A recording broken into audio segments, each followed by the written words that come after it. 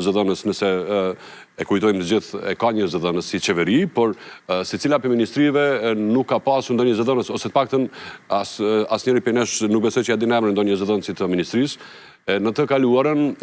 qeverit e kaluarën në Kosovë, se cila për ministrive, po flasë edhe si gazetar që kam qenë të kaluarën, ka pasur një zëdhënës. Pra, një dyshim i caktuar për një keqpërdorim të caktuar, për një menaxhim jo të duhur të paras publike, si cili gazetar ka pasur mundësi që të kontaktoj direkt me një zëdhënës të asaj ministrie. Dhe ai zëdhënës, në një farë forme, i ka ndihmuar gazetarëve për të arritur deri tek e vërteta.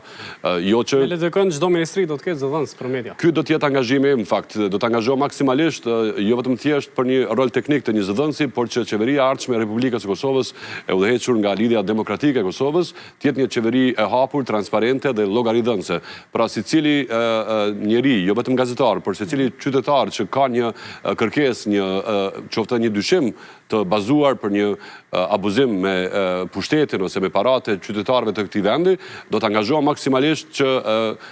të arrit të marrë përgjigje, si dhe ai që abuzon me këtë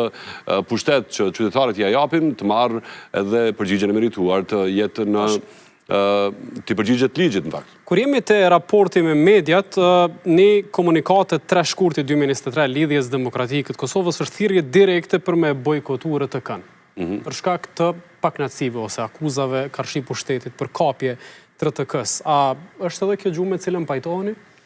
Mendoj që lidhja demokratike e Kosovës, unë në atë kohë nuk ka qenë mendimi imi, ky kam qenë jashtë LDK-s në rregull, por megjithatë dhe unë duke qenë vetë pjesë e RTK-s deri para pak javësh, para se ta merrja vendimin për ta lënë RTK-n dhe për të futur në politik, kam qenë njëri prej zërave kritik me gjithë atë që ka ndodhur brenda RTK-s. E përmenda më parë vetëvendosjen vitin 2021 kur erdhi në pushtet, thash që edhe unë kam qenë njëri prej atyre që deri diku kam pasur një farë pritje që mbase do të bënin diçka më ndryshe, por e vërtetë është që krejt që ka ndodhi me ardhjen e vetëvendosjes në pushtet ishte një vazhdimsi, ndoshta jo vetëm vazhdimsi, po edhe më keq se sa që ka qenë të kaluarën. Është instaluar një bord fillimisht, disa prej antarëve të bordit nuk mund të them që s'kan pasur respekt në kaluarën për ta, pasi ka pasur prej tyre që kanë qenë dhe gazetar, kanë pasur një farë konsiderate për ta,